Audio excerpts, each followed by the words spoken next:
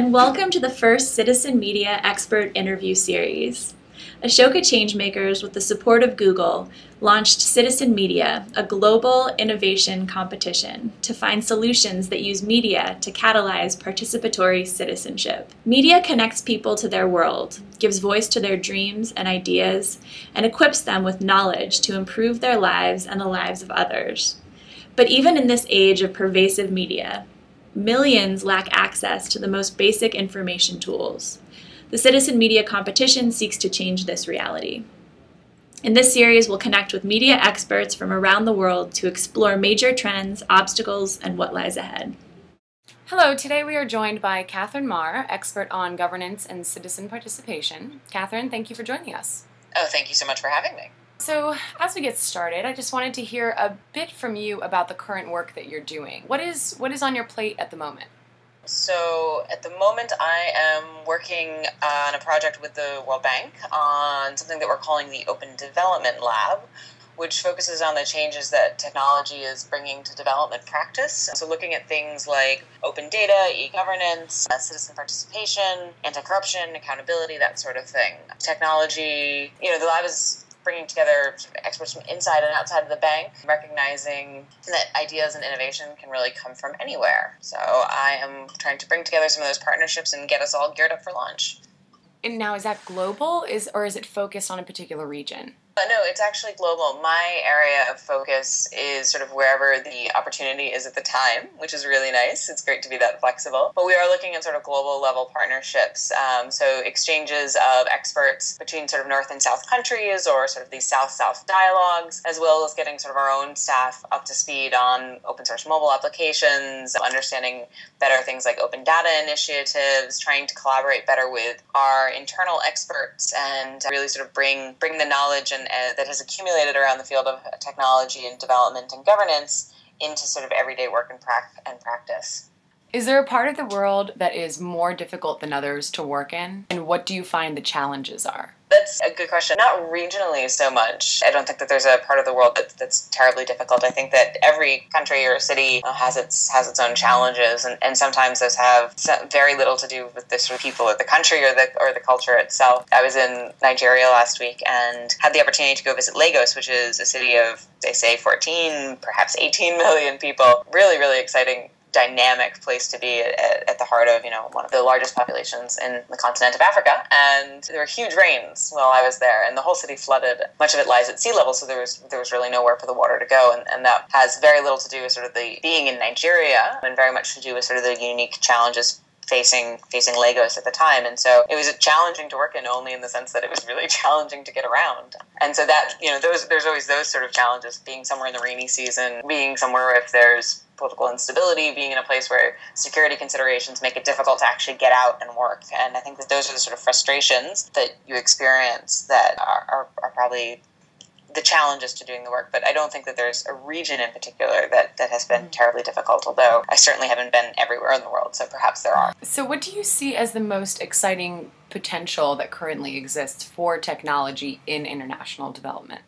The thing that motivates me when I try to, or the thing that I try to explain to people when I explain to them what it is that I do, and that's very often sitting, at a picnic table with my parents and family, and they just really have no idea, is trying to explain the idea of why access to information and communication is really just reshaping the world. The technical opportunities are exciting in themselves. We have better opportunities for real-time data, better sort of geospatial tracking. Our networks are getting more sophisticated. Our ability to gather and data and process data is getting more sophisticated, and that's all wonderful, and I geek out on that. But at the same time, I'm sort of most excited about is this idea that information itself is democratizing, in the sense that more people have access to it, more people have the ability to create information, people are able to share and communicate sort of more efficiently and more and inexpensively. So this ubiquitous access is sort of just a hugely exciting trend. And paradoxically, information is this hugely valuable resource. The people who have information are the people who have power. And yet information itself is, when we're looking at the spread of access to information, what we're doing is making information less expensive. Not less valuable, but less expensive. And so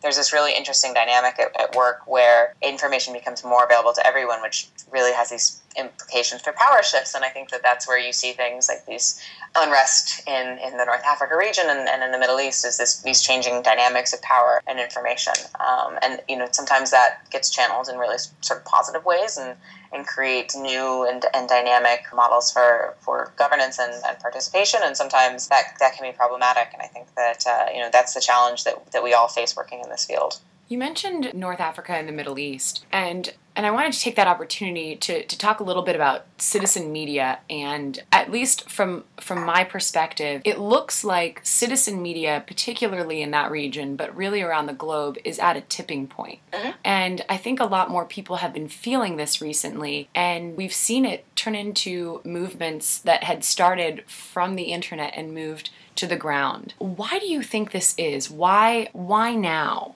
Ubiquity and cost, right? One of the things so as we move forward with technology, and I credit this to our engineers, everything becomes less expensive. One of the smartphones that used to cost a couple $100s, when I was in Nigeria, I was using a smartphone with a Google Android operating system that could get me access to the internet, access to my email, access to any Twitter, whatever I wanted. My friend had picked it up for $85 in Kenya. That's remarkable. Now, $85 is not cheap, but we're talking something that even 2 years ago here in the United States would have probably cost $400. So I think that those sort of price dynamics that are at work are really driving this sort of revolution. And I think that we have the Chinese manufacturers to credit for that, because there's just been huge innovation and sort of cost competitiveness coming out of sort of the Chinese hardware manufacturing sector. So there's certainly that, and then as things become less expensive, they become more accessible, and as these tools, the hardware of the network itself becomes more accessible, then all of a sudden you have these channels that need content to fill, right? Or you have these channels that need to be filled by content, and content can be anything. Content can be voice communications, it can be email, it can be videos, it can be media, it can be personal interactions, but all of a sudden you have content. And so how do you populate? The estimates are that there's 5 billion mobile phones in the world. How do you populate that? And how do you amuse and sort of interest people who have that much bandwidth now literally to receive information? And so I think that is, we've seen this emergence of a content-driven sort of community and network. And so because we're these naturally creative and competitive people, we seek recognition for our ideas, we create content, we enter into this inevitable sort of momentum that professionalizes our output and leads us into the space of sort of citizen journalism. And citizen journalism then has all sorts of other implications. There's this argument that can be made that any sort of citizen journalism is inherently sort of a activist avocation. And so I think that there's just this really interesting shift, and I know I keep sort of relating to the power of information and the disruptive impact that's having, but I think that that's what you're seeing, is just huge opportunity in terms of sheer numbers and accessibility and interest. Everyone wants to feel like they're the first person to hear the news, and when that happens, that creates a lot of opportunity for people who are creating news. How do you see citizen media developing over the next few years? You work in this space and you work on the ground, and I think that's what makes your perspective really valuable and really unique for us, is that we work in citizen media and we do a great deal of it online, but you have had the opportunity to see how it translates on the ground. I see the rise of citizen media networks and localized citizen media resources. I know I keep referring to Nigeria, but I was just so interested by being there because it was my first time in West Africa. There are these 2 citizen media networks that exist online that have been completely bootstrapped by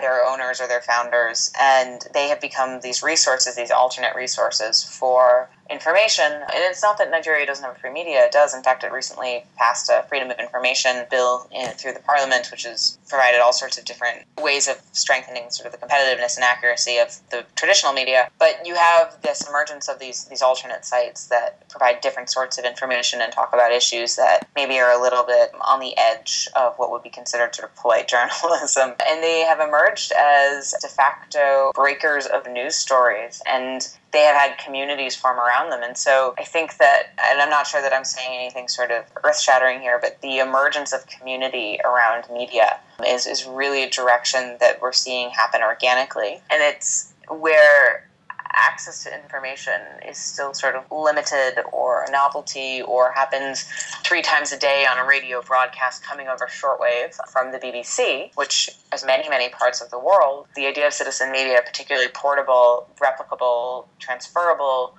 citizen media, has so much more power because it speaks to the local community in a way that is on demand, happens in response to real-time unfolding events, and particularly in places where, again, that the information comes from outside, it reflects what it is that the community itself is interested in. And I don't think that's something that a lot of communities have at this very moment in time, is the idea of a locally reflective media ecosystem. Even in places that I've worked, what I've seen is that you have maybe 1 or 2 papers, but they tend to be published at a national level, and they tend to have very little interest in what happens regionally unless it directly impacts sort of national level politics. So who's been elected as a representative from whatever district, but that's not actually the news that people in that district need. And so I think that that's really where I want to see things, or I hope to see things going, and going to bang on about this.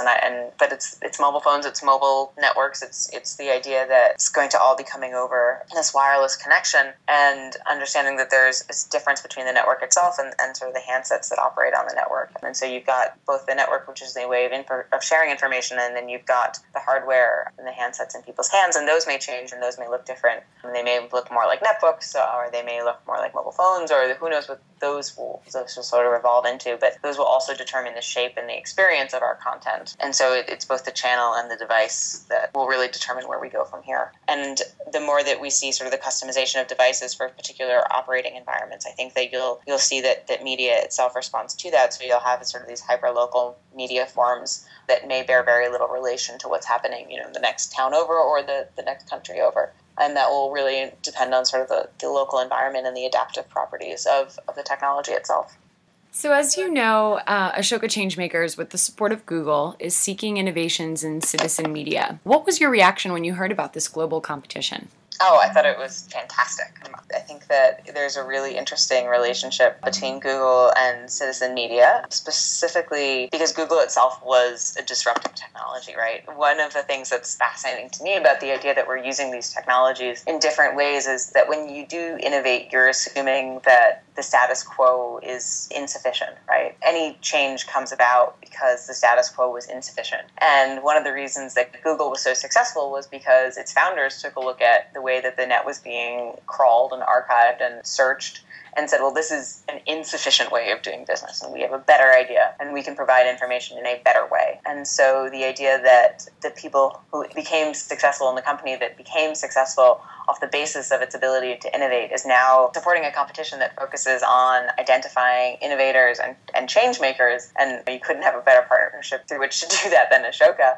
I think it's just such a natural fit, and I'm terribly excited by it. And I will say the other thing is that it's wonderful having organizations that are as well respected as Ashoka and Google behind the competition, because I think that you just attract a really sort of serious caliber of candidates that will really influence the quality of the outcomes of the competition itself. So I'm really excited. I can't wait to see it. Thank you. We're very excited as well. It's been great so far, and we're really looking forward to seeing the ideas that pour in. Not sure if you know this, but we're actually hosting the competition in a variety of languages, including everything from English and French to Mandarin and Arabic. Fantastic. So we're really hoping to see some great innovations come out of this. Well, thank you, Katherine, so much for your thoughts and for your time, and we look forward to seeing the incredible work that you continue to do.